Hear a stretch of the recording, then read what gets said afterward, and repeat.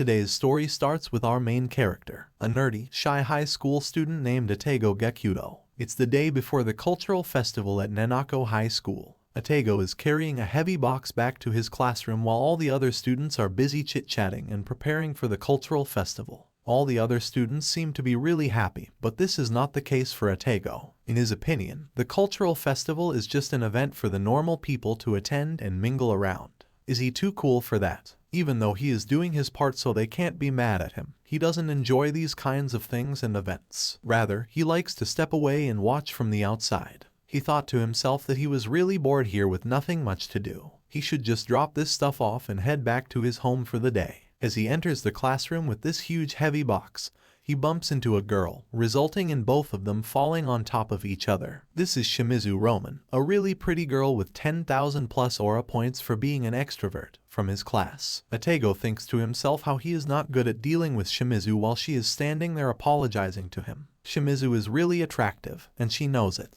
Atego is still on the ground, looking at her. She tells him that they were practicing a dance for the school festival, and she ended up bumping into him. He assures her that he is okay while she tells him how they are in the same class, but still, she rarely sees him. Well, she is definitely very blunt. Atego awkwardly tells her that it's because he doesn't stand out much. Is he saying he lacks riz? She asks him if he is helping for the festival too. What is he handling? The props for the haunted house. Atego nods, and it looks like Shimizu is shocked to find out he is helping too. Hearing her blunt replies, Atego thinks this might be a good time to leave, as this crazy girl has no filter and says whatever comes to her mind. He thinks that Shimizu is always the center of attention for these normal people, and that she always stands out from the class. Meanwhile, Atego himself has just been a side character with no special traits. Back in middle school, he has always wanted to become a manga artist, and it frustrated him that all thought he did have an amazing debut during middle school. He got carried away, and it hit him very hard.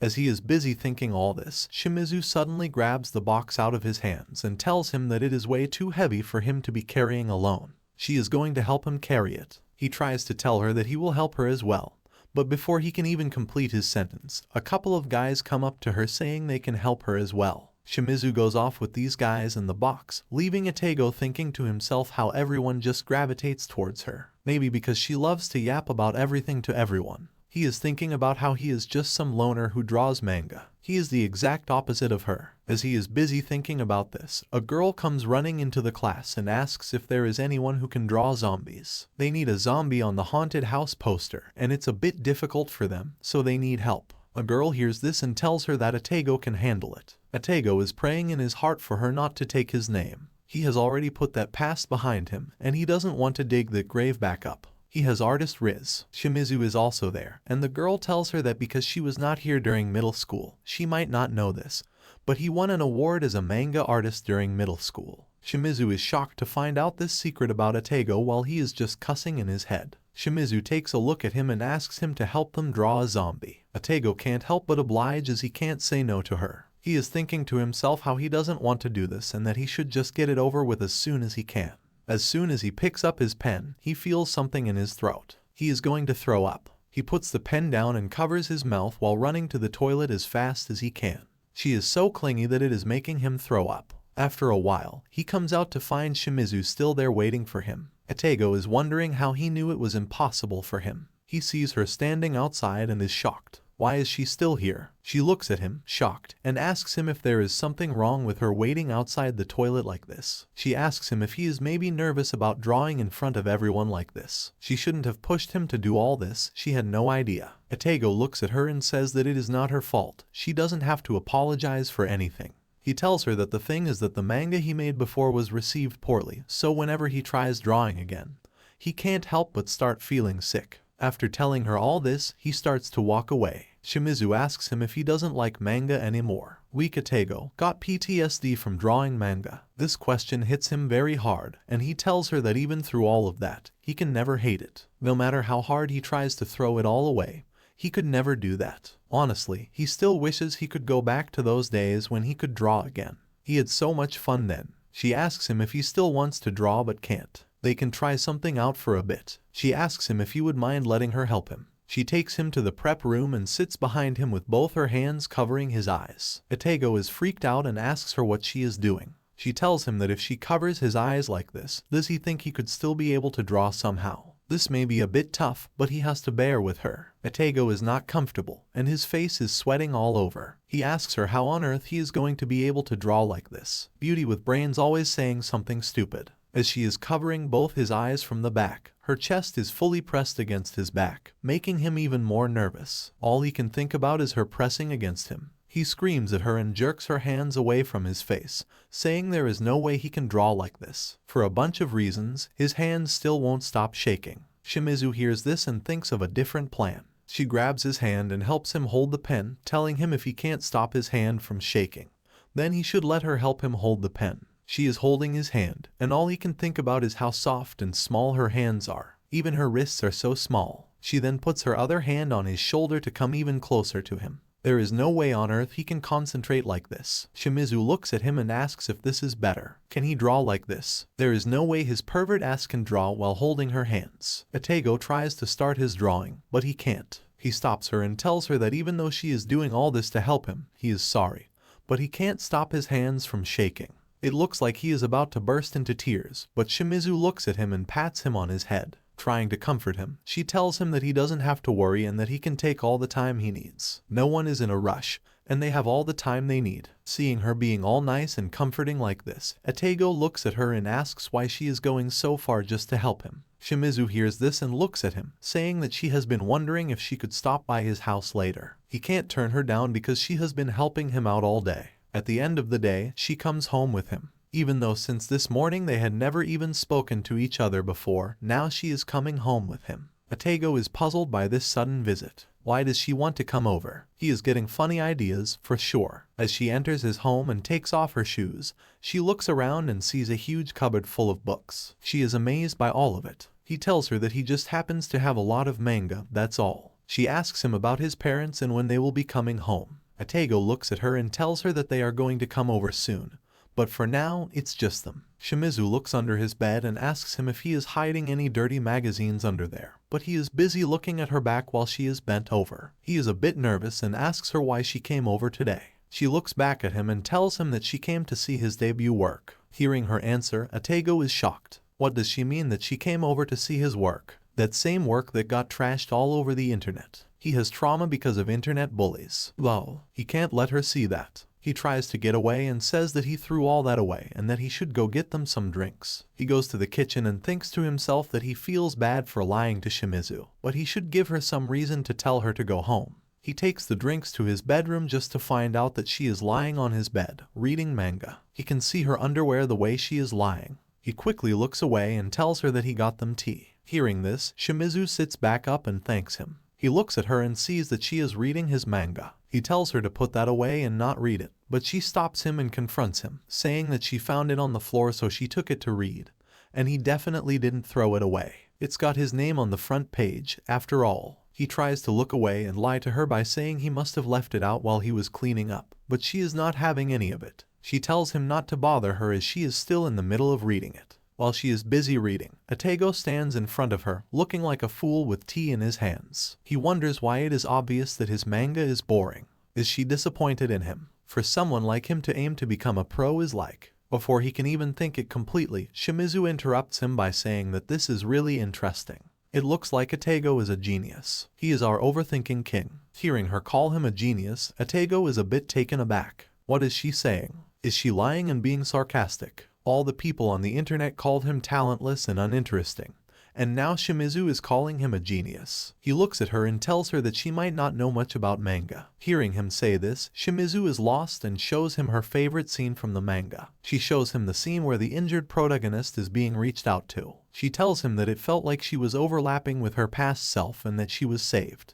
Otaku looks at her in shock and asks her about her past self. Shimizu looks visibly sad and tells him that when she was in elementary school, both her parents were working, so reading manga filled up that time when she was alone and lonely. That is why she was saved by manga. Otaku is finally relieved. This is something common between both of them. They both were saved by manga. He looks at her and apologizes for being annoying. He then tells her that he didn't have much confidence in his manga, so it became demeaning. He only ever got criticisms, but fundamentally, he never knew what to do to improve, so he stopped drawing. Without these two trauma bonding, Hearing him stupidly complain like this, Shimizu grabs him by his arms and asks him if it wouldn't be good if he could get that advice directly. Atego is a bit lost by this question and asks her what she means by directly. She tells him that he can directly DM the editor of the manga through SNS. She has seen manga editors use SNS, so they would probably have some pointers for him to become able to draw manga. She tells him that it says here, if you want to bring me something or if you want advice, please DM me. She gets up close to him, trying to convince him to give it a try.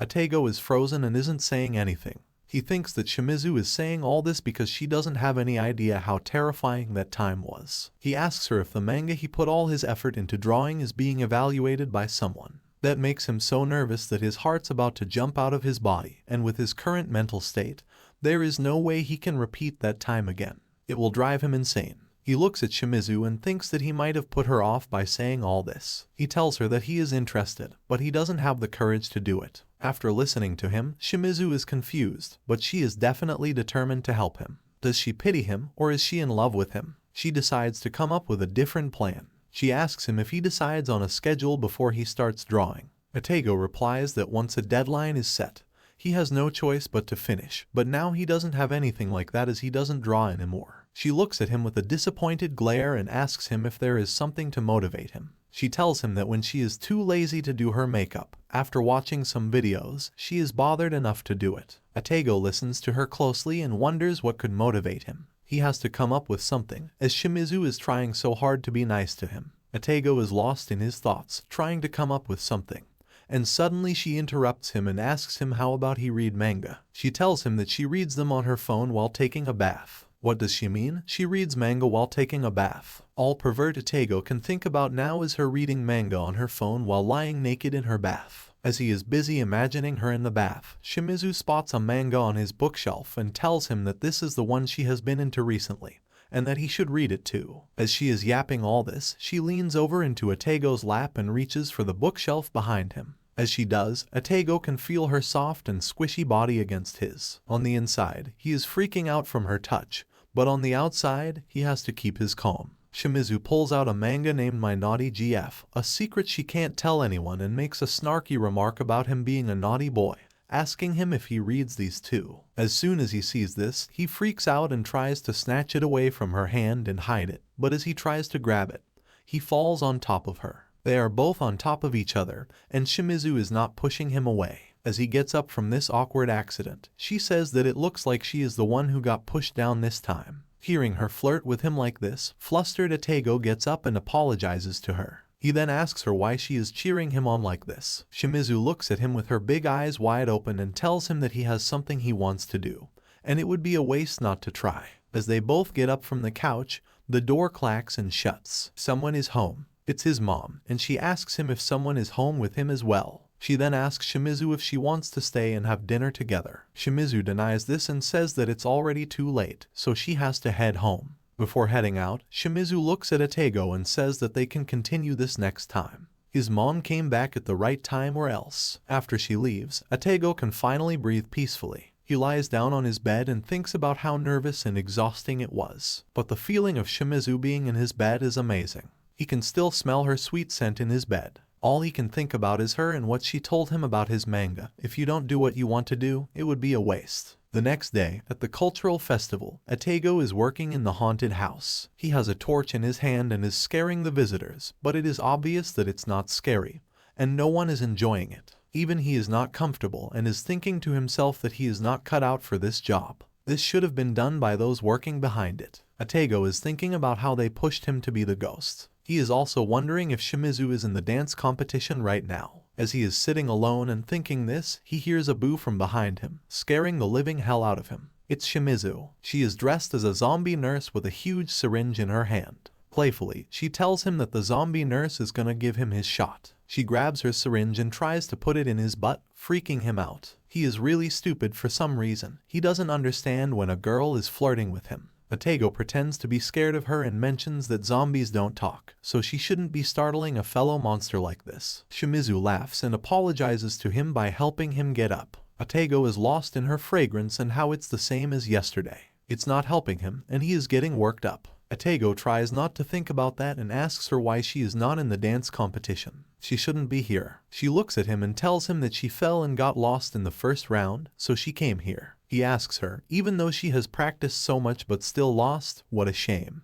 As they are talking to each other, they see two people leave the haunted house, saying it is boring. They were looking forward to the haunted house, but it was such a waste of time. Hearing this criticism, Otaku feels disheartened and sad. He remembers the time he got bullied for his manga and how people called his manga boring and not as expected. He is thinking about how, even though it is something that took hard work to create, some people still criticize it heavily. He can't go on like this. As he is thinking all this and feeling sad about his efforts, Shimizu goes up to them and asks them what they think is bad about the haunted house. He just stands there, looking at Shimizu, trying to figure out what she is doing. It's his first time seeing an extrovert in her natural habitat. Shimizu asks them if they are trying to make it enjoyable for others, so they want some feedback. The person tells them that right at the entrance, they can see the monsters, so it's not shocking at all. Hearing this, Otaku thinks about his blunder and realizes what a big mistake they made. Shimizu thanks them for the feedback and tells them they will make it better. Otaku is surprised by this extroverted nature of hers and asks her if it is scary asking people's opinions like that directly. What if they get hit with a negative comment, and it feels like it negates all the hard work they put in? Shimizu looks at him and tells him that just standing there and not doing anything with a blank mind won't change anything at all, so they have to do it. Even though it's bothersome, it's good to confront the problem head-on before any more customers arrive. Let's make some improvements to it. She goes inside and says that they have to raise the height of the partitions and make the monster less visible. While she does all that, Otaku thinks about her ability to take action and her problem-solving skills. Her positive thinking makes everything better, and when he is with her, she even makes him light up. What a strange person she is. Suddenly, a customer arrives, and all the lights turn off again. Both of them sit down and hide. Otaku can't see anything as it's really dark. He reaches out his hands to find Shimizu in the dark. As he tries to feel around, he feels something soft and warm in his hand. It's her chest. She quietly covers his mouth before he can say anything. Pervert Otaku is always trying to touch her. The customer that came earlier is coming toward them. Suddenly, they see both of them sitting there. The customer is scared and says that it's interesting. As they run off, Shimizu and Otaku are both happy and glad their trick worked. Otaku is thinking about how they made a change and improved it all thanks to Shimizu. She is so cool. He is busy admiring Shimizu in his mind when she interrupts him and asks him if he remembers that thing they talked about on their way from school yesterday. He asks her if she is talking about wanting to drink bubble tea from the snack bar. Shimizu tells him that she wants the one with a flavor she has never seen before. They should go get it. Otaku wonders how she is brave and so easygoing while taking on any new challenge. He shyly asks her if he can just get the regular one. As they are talking about it, Fufu interrupts them to tell them that the break time has started. She waves at Shimizu and says that her outfit is really cute. She should have joined the beauty pageant. While Shimizu gets chatty with Fufu, Otaku thinks about how she is really popular and he is just some nobody. He is out of place here. Fufu asks her if she is on a break right now. They should go look at the stalls together. But to his surprise, Shimizu declines her offer and says that she already has plans with Otaku. She grabs his arm and walks away with him while Fufu stands confused, thinking, who is Otaku? At the bubble tea stall, they both get their bubble teas. Shimizu looks happy and cheerful. She takes a sip of her drink and realizes it's not good at all. It's banana tofu guava milk tea. Obviously, it's not going to taste good. She says that she took too big of a challenge. Who the heck decides to put tofu, guava, and banana in milk tea with boba? Suddenly, Otaku looks at her and asks her if he should buy her a new drink as a palate cleanser. He got manga prize money left over, so it's okay for him. Shimizu looks at him furiously and says that it's a result of his hard work, so he shouldn't use it on something like this. She looks at him and smiles, saying that she is happy he feels like helping her, so she will take a sip from his drink. She takes his drink from his hand and sips it. Otaku is thinking about this as an indirect kiss between them, and this is making people think that they are dating. He hears Fufu and another girl talk to each other about them. They are saying there is no way these two are dating because their personalities are way too different. Fufu asks her if that is what Shimizu's type is like. Hearing this, Otaku thinks it is not good for Shimizu to be hanging out with him. He tries to walk far away, but Shimizu notices his weird behavior. She asks him why he is so far behind. Atego looks at her and says that they are mismatched and if they are together, it might start some weird rumors. Hearing him, she runs back to him, links his arm with hers, and walks with him while telling him that he cares too much. He should chill out and not think so much. She is just doing what she wants. She gets to choose who she wants to spend her time with. The next day, Atego is going somewhere when he runs into Shimizu. She greets him and says, "Hey." Atego thinks to himself that he thought he was going to submit it alone. So why is she coming too? She tells him that casual clothes are really cute here. Atego goes up to the reception and tells the lady that he is here to submit to the fashion comic editorial department. He has an appointment under Atego. Shimizu looks at him and asks him why he is shaking so much. Is he nervous? Obviously, he is going to be nervous. He ran into her obnoxious self. He looks at her and tells her that he is sleep deprived because he has been up all night drawing the manuscript for the cultural festival. She is surprised to know that he can draw again. But before she gets too excited, Atego tells her that he is still not back to what he was. They both head up to the editor's office, and Shimizu spots a poster of a recently animated manga, Life with My Girlfriend Whom I Love, Week 5. She asks him if he bought his debut manga. Atego is thinking about how many times he has come to the publisher. His first time is when he comes here in middle school. Shimizu asks him, even though he debuted a long time ago, is he going to submit it again? He tells her that he wants to do something like this magazine, which he liked a long time ago, but he thinks about starting from scratch with a blank slate. They tell him that they want to talk about his situation, so they want him to bring his old publications. It's a good thing he doesn't throw this magazine away. He looks at her and asks her why she is going with him to the publisher. She tells him that she remembers him telling her earlier that going alone is scary, so she comes along. The editor asks them to come inside the office. They are both shocked to see the editor. She introduces herself as the editor, Yumeki. She is dressed all sparkly, and they can tell she is a Jaru just by looking at her. She invites them to sit down and asks them if they are high schoolers. Are they dating? Awkward. She looks at his magazine and says that it looks so nostalgic. This is the kind of magazine that is selling when she is still new. She points to the ad page, saying she is in charge of it, but makes a typo, and they get super mad at her. She tells them that this is Atego's winning piece, and for a middle schooler to win something is really big. Back then, even the editorial team was hyped up. Atego is shy again and thanks her while Shimizu is smiling, looking at him. She is reading the manuscript he brings her, and it's clear that as she flips the pages, Atego is getting very nervous. She starts reading the battle with a swordsman from another world. The character has vigor, which is good. She praises him for his action drawing as well. But there are many different settings, and there are quite a few things she doesn't understand. She asks him if he keeps the reader in mind while making this. Atego looks sad and disappointed in himself. He looks down and says that he draws what he wants to draw. Yumeki says that she ended up saying something harsh, but of course, for a debut work, it is very good. Atego's worst nightmare is coming to life. It is just that compared to the authors she is in charge of, at this rate, she will have to be more critical. Atego thinks about the time when Shimizu tells him it would be good to take some advice. He is busy overthinking his manga. He is thinking about how he wants to become a mangaka again. He is naive. Suddenly, Shimizu interrupts them by saying she thinks he can draw even better manga. She is trying to hype him up by saying he can do much better. She wants to know what kind of manga he will draw next. Seeing Shimizu stand up for him, Yumeki is tearing up. She says that Atego's girlfriend is really cool. Atego tries to tell her that he and Shimizu are nothing like that, but she doesn't listen. But Shimizu is not having any of this. She confronts her by asking her what kind of adult would speak to a high schooler like this. It is so rude. Yumeki waves her hand after hearing this and says that she doesn't mean it like that. She must have phrased it badly because they misunderstood her. She wants to say that he should try drawing rom-coms, too. Baffled, Atego is too shocked to react. What does she mean by rom-com? He thinks to himself that the manga he has drawn are mostly battles and action. He has never in his life even read a rom-com, let alone drawn one. This girl loves rom-com too much. Yumeki tells him that these are the types of manga that are popular these days. Recently, their magazines have been focusing on rom-coms,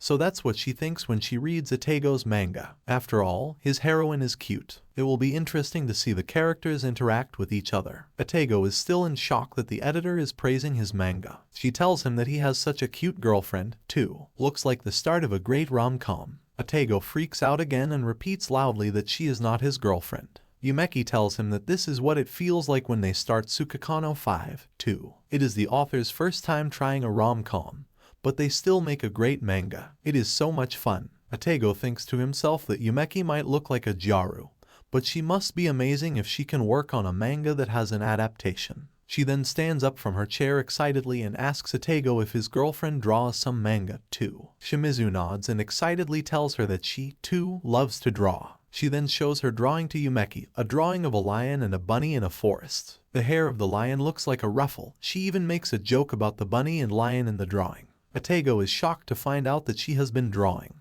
Is this what takes her so long to do? Is she making fun of his manga? Yumeki sees this and says that her drawings have so much flavor. She says that when she wakes up, her hair also looks like the lion, so that is relatable. Shimizu says that she is doing a manga about her recent struggles. Meanwhile, Yumeki is busy hyping her up. Surprised, Atego says that he doesn't expect her to also draw a manga. Shimizu looks at him and says that she thinks he might as well give it a try. Atego is surprised to find out that she draws just because she can. She's the kind of person who would give anything a try. Shimizu then tells them that once she starts giving it a go, she understands something. What Atego is doing is something inhuman. Atego is freaking out about her statement. What does she mean by inhuman? Does she know the characters aren't human anymore? She tells them that she is really struggling with what to draw. It takes her a lot of time, and that is rough. Even though Atego has all those painful memories, he still wants to give it another try. He must really like drawing manga from the bottom of his heart. She then looks at him with a questioning look. Atego is flustered and wonders what she is doing in front of the editor. This is the first time someone has tried to take associate with him, let alone take a stand for him in public. Yumeki looks at them and says that he can make a rom-com out of just that. He asks her if she really thinks that. Yumeki nods and says that he should give it a try. This is the exact kind of motivation that he needs, and with a firm fist tap on the table, he decides that he is going to give it a try once. He asks her if it is fine if he buys another manga again. He is going to try his hardest to make a good one for the next time. Shimizu is really happy to hear this and says that they will give it their best together. He asks her what she means by together, but before she can say anything, Yumeki tells them that if they are going to bring something to her next time, then she might take them under her wing. She gives Shimizu her business card and asks if she can make a copy of both of their manuscripts. They both leave her office, and Shimizu appreciates him for the good work today. They got the business card, and now they also have someone in charge of them. Today seems like a great success. Looks like she has adopted him. Atego is still feeling very shy, but he nods and thinks to himself that getting a business card on the first meeting is pretty amazing. She also says that she can't wait for the two of them to be published in the magazine. Shimizu also looks at him and asks him if he is really planning on drawing a rom-com. Atego agrees and tells her that it is her plan. She then asks him if it would help him in drawing a better manga. But before he can say anything, he faints on the road and is about to fall on the ground. But before anything happens, Shimizu catches him in her arms. He is fainting. Suddenly, he opens his eyes and finds himself on a bed. Where is he? He sees a little girl sitting in front of him. Who is she? The girl seems really excited to see him finally wake up. Atego asks her who she is, but the girl ignores him and calls out to her big sister. She tells her that Atego woke up. Atego tries to get up and get out of bed, and suddenly he sees Shimizu standing in the doorframe of the room. Atego is shocked to see two Shimizus in front of him. Shimizu asks him to wake up and tells him that this little girl is her little sister Karin, and she is in 4th grade. Karin tells him that her big sister is always looking out for her. Atego finally realizes that they are sisters. Shimizu asks her if she has been with him this whole time. Karin says that she loves to watch him. As they both chat, Atego is busy thinking about how he never imagined Shimizu having a little sister. He looks around and asks if it's her room. Shimizu nods and confirms that it is her room. This new information is a really big deal for Atego as he has never been in a girl's room before. This is his first time. He is too big of a loser ever to be invited to a girl's bedroom. Shimizu asks him if he is okay now. He nods and tells her that it seems like the fatigue from working on the manga has caught up to him. He remembers collapsing while walking back from the publisher. Shimizu tells him that her house is closer than his and it would be too suspicious if they went to a hotel,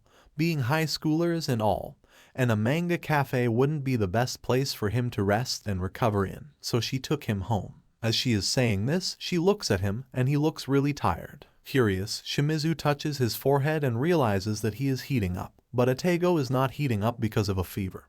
He is heating up because he is busy checking her out while she checks his temperature from up close. Karin interrupts them and says that he is not okay. His face is turning red. She then runs off to get a cold towel for him. Atego tells her not to worry about it as he is going to leave soon, But Karin does not listen to him. Shimizu sees this and laughs at them. Atego says that he has no idea why she cares about him so much. She just up and left. Shimizu tells him that it looks like her care mode has been activated. Maybe she is happy that Atego came to their home. That is why she wants to take care of him. Looks like little lowly Karin has a crush on him. She tells him that their parents live overseas, and it is just the two of them living together. Relatives visit from time to time, but they have to take care of things like cooking and laundry themselves. She has got days when she comes home late too, so Karin has been working really hard. Atego says that he had no idea. He thinks to himself that without their parents around, Karin must feel very lonely all the time. Shimizu angrily tells him that she does her fair share, too, like on the weekends. But as they are speaking, Karin comes running with a cold towel. She puts it on his head and tells him that if he wants it changed, he should just let her know and she will do it for him. He tells her that he is okay now and that he would like to head home. Hearing him, Karin seems a bit sad and says that it would have been better if he stayed a little longer. Shimizu tries to take her out of the room, but she screams and asks her what if he passes out on the way home. Suddenly, Atego plops down on the bed. Shimizu and Karin see him like this, and both of them get worried. Atego says that he feels like his fever is going up and his stomach is hurting him. His stomach growls loudly. Karin sees this and says to let her take care of him. She makes him porridge and tells everyone that it would taste better if they all eat it together. Atego thanks her, and all she can do is blush at him. Is this child trying to flirt with him? WTF. Atego and Shimizu both praise her cooking, while Atego tells her that her porridge is really good. Karin tells him that she has heard a lot about Atego from Big Sis. He is working hard towards his goal of becoming a mangaka. He tells her that he went to submit some work to them today. Suddenly, Shimizu tells her that he even got a business card from the person in charge. He tells her that it is so amazing that Shimizu started drawing manga and already has an editor. Hearing this, Karin suddenly gets up and walks away, saying she has homework to do. Atego finds it very weird and asks her sister what happened to her. But before he can say something else, he turns around to see Shimizu has crawled up to him and is staring at his face. He is all red and shy by her suddenly coming so close to him. Shimizu reaches out her hand and grabs a grain of rice from his face. As she does that, Atego is blushing like crazy. Before he gets too excited, he stops her and says that he feels much better now and he should get going. In the kitchen, Karin is making curry for dinner. She tells Shimizu that Atego is an interesting person. Like she said, she never gets tired of watching him when he panics sometimes. She asks her if she and Atego are dating. Shimizu tells her no and that he and she are just manga drawing partners. Hearing this, Karin seems to be really sad for some reason. She should have been happy that her sister was not dating her crush. The next day, at school, Shimizu and Atego both smile at each other during class break. He shows her his rough draft for the rom-com. She is surprised that he drew it already. For someone who was so scared to draw again, this is very good progress. She sees the draft and asks him why he added a sudden kiss. It's a manga about Karin, Shimizu, and him. She tells him it's cute and interesting, but how did he come up with it? As he is saying this, all he can think about is Shimizu bent over in front of him with her chest barely covered.